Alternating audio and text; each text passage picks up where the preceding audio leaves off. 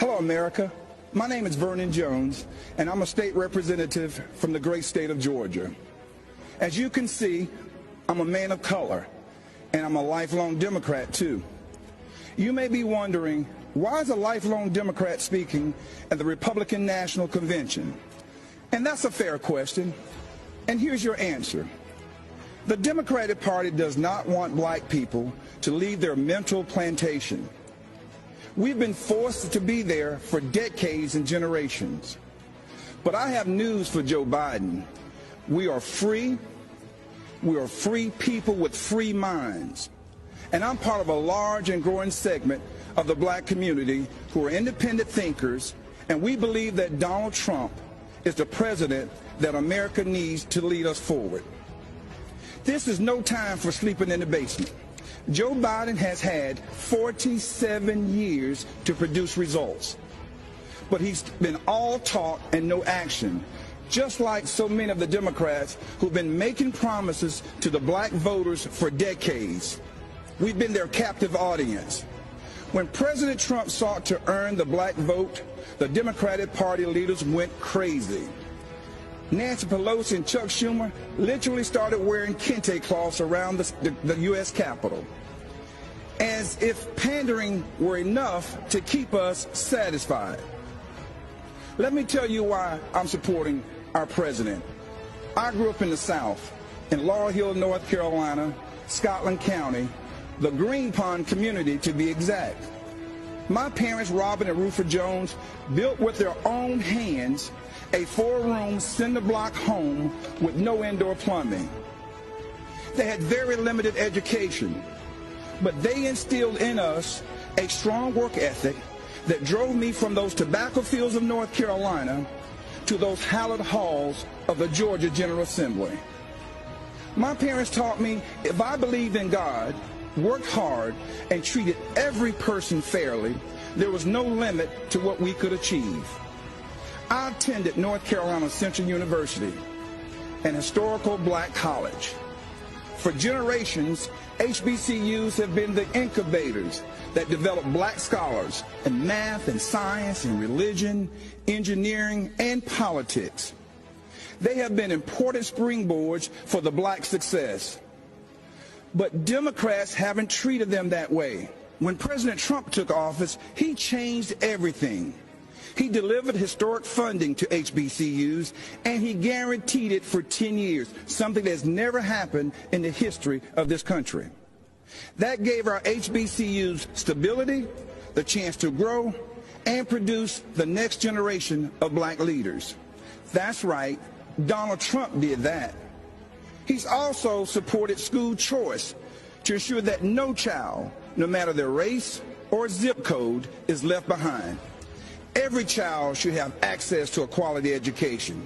But education is just the beginning. The president also built the most inclusive economy ever, with record low unemployment for African Americans and record high participation in the workforce. He put opportunity zones in the Trump tax bill that would drive investment into our communities for decades to come. He put the interests of American workers, and especially black workers, first. That's right, Donald Trump did that. He delivered historic criminal justice reform. He ended once and for all the policy of incarceration of black people, which has decimated our communities, caused by no other than Joe Biden. Democrats wouldn't do it. Obama didn't want to do it. And Joe Biden and Kamala Harris definitely wouldn't do it. But Donald Trump did it. He's also working every day to make our communities safer. As a former executive of DeKalb County, Georgia, I directed one of the largest public safety departments in the Southeast. I've seen tragic shootings on both sides. Officers killing citizens and citizens killing officers in the line of duty. Police officers are our fellow citizens. They live in our country. They have families too. They live in our communities. Unfortunately, Democrats have turned their backs on our brave police officers. They call it defunding. and it's a danger to our cities, our neighborhoods, and our children.